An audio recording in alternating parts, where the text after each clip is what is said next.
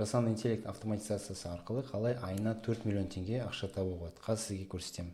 4 миллион теңге қалай шығатынын оңай түсіну үшін мен сізге жай ғана қарапайым шын заказдарды көрсетейін. Біздің команда жасаған осы айда.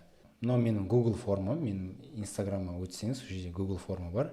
Кімде бизнес болса, сол форманы толтырады да бізге тапсырыс жасайды автоматизация. Міне көріп отырғаныңыздай, декабрьдің 1-нен бастап түскен автоматизацияға заказдарда 2-сі, 3-і осылай түсе береді күн сайын. Енді әрқайсысына тоқтайын және түсіндірейін, оларға не нәрсе керек болды. Мінекей, мысалы мына Асылбек деген кісіге аутсорсинг, бухгалтерияға байланысты автоматизация керек болды. 500 мың теңгеге жасадық та. Енді қандай автоматизациялар болғанын айтып кетейін. Мінекей, мысалы Асылбекке аутсорсинг бухгалтериямен айналысады екен да, сол бухгалтерияға қатысты жасанды интеллект автоматизациясын жасадық. Келесі, мысалы БАДы сату дейді. Мұнан просто сіз идея ретінде көре аласыз, адамдарға не керек, БАДы сатуға, значит, продукттарын сататын жасанды интеллект ботын жасауға болады. Бұл кісіге біз заказ жасамадық, яғни сөйлестік, бірақ олар біздің қызметімізді алған жоқ. Келесі, русификация авто дейді.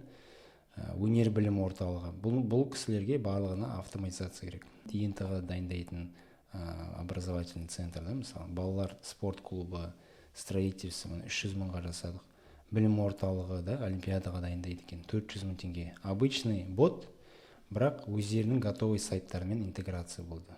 Интеграция деген ол API арқылы ботты кез келген жүйеге жалғауға болады. Ол негізінде оңай API деп қорқынышты көрінгенмен. Бақшы API-ді мен өзімнің курсымда үйреттім. Келесі, менің бизнесім жоқ, Қазақ газ аймақ мекемесіне көріп отырғаныңыздай бизнесі жоқ адамға да біз Apple Store-да приложение жасадық 300 мыңға. Қазір айтпақшы жасанды интеллекттің көмегімен код жазбай приложение жазуға болады. Так, дальше спорт білімі 200 мың теңгеге автоматизация. Кетіргіштер сатуда саудамен айналысады 200 мыңға автоматизация.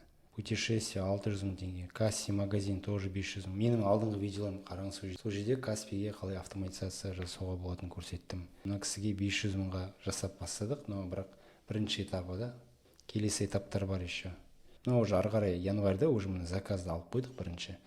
Сонымен декабрьге бітті. Мына барлығын қоссаңыз, 4 миллион 200 мың теңге шығады. Көріп отырғаныңыздай сұранысы бар, достар.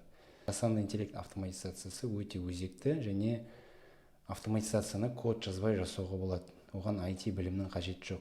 Сізде оқуға деген ниет болса, еңбектенсеңіз, тырыссаңыз, сізде автоматизацияларды жасай аласыз. Сенбесеңіз, менің алдыңғы видеоларымды қараңыз, сол жерде көрсеттім. Қалай NLTN арқылы код жазбай автоматизация жасауға болатынын. YouTube арнамды қараңыз, сол жерде көп туториалдар шығардым мен.